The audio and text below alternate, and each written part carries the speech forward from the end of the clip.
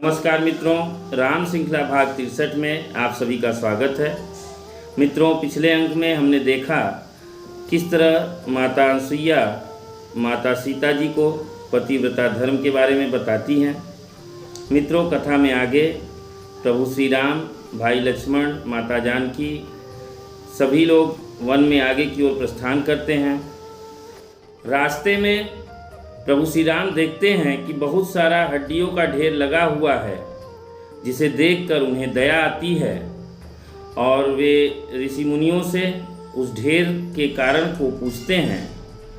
तो ऋषि मुनियों द्वारा उन्हें ज्ञात होता है कि राक्षसों द्वारा ऋषि मुनियों की हत्या कर उनको खा लिया जाता है और उनकी हड्डियों को वहाँ पर फेंक दिया जाता है। इस तरह बहुत से ऋषि मुनियों को मारकर खाने और उनकी हड्डियों को वहाँ पर फेंकने से वहाँ बहुत बड़ा हड्डियों का ढेर लग गया है।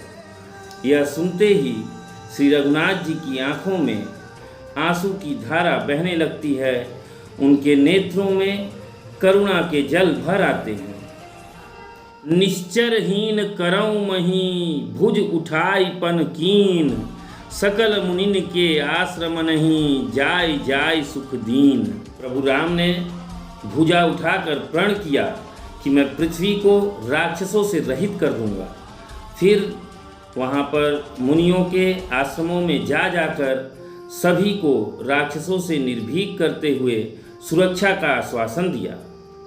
इसके बाद अगस्त मुनि के परामर्श से प्रभु श्री राम दंडक वन में पंचवटी में आश्रम बनाकर रहने लगते हैं, गोदावरी नदी के समीप में। और वहाँ रहने से वहाँ पर जो ऋषि मुनि होते हैं सभी निश्चिंत हो जाते हैं। सभी को भरोसा हो जाता है कि अब प्रभु राम के रहते हमें राक्षसों से कोई भय नहीं है, और सभी निर्भीक होकर अपनी तपस्या में तल्लीन हो जाते हैं, अपनी साधना में लीन हो जाते हैं। और इस तरह से वहाँ पर सभी लोग आनंद पूर्वक अपना समय व्यतीत करने लगते हैं।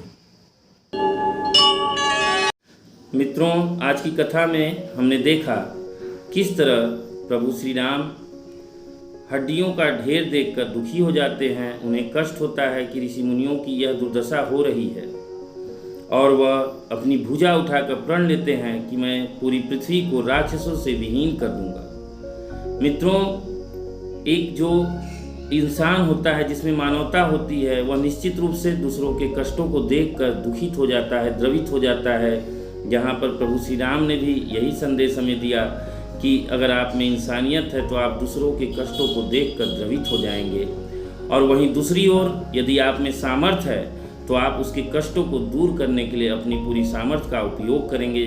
जैसा कि प्रभु श्री राम ने अपने संपूर्ण जीवन में केवल मानव सेवा के लिए समर्पित किया। उन्होंने मानव जीवन को स्वीकार किया, मानव जीवन के कष्टों को स्वीकार किया, केवल इसलिए कि पृथ्वी को राक्षसों से विहीन करते हुए ऋषि मुनियों और संत जनों को निर्भीक किया जा सके, उन्हें सुखी किया जा सके। मित्रों, यही मानव जीवन की सार्थकता है। मित्रों, प्रभु श्री राम यहाँ पर हमें संदेश देते हैं कि एक अच्छा मनुष्य जो होगा वह दूसरों को दुखी देखकर, दूसरों के कष्ट को देखकर निश्चित रूप से भावुक हो जाएगा यदि उसमें मानवता है, और अगर उसमें सामर्थ्य है तो वह उस कष्ट को दूर करने का भी पूरा प्रयास करेगा। और यही मानव जीवन की सार्थकता है।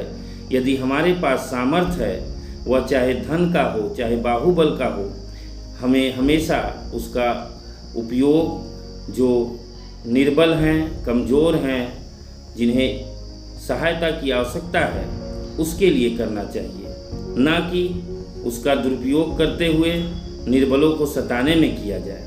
मित्रों, इसी के साथ मैं अपनी वाणी को विराम देता हूँ। फिर मिलेंगे अगले अंक में, तब तक आपसे आज्ञा लेता हूँ। नमस्कार। जय श्री राम।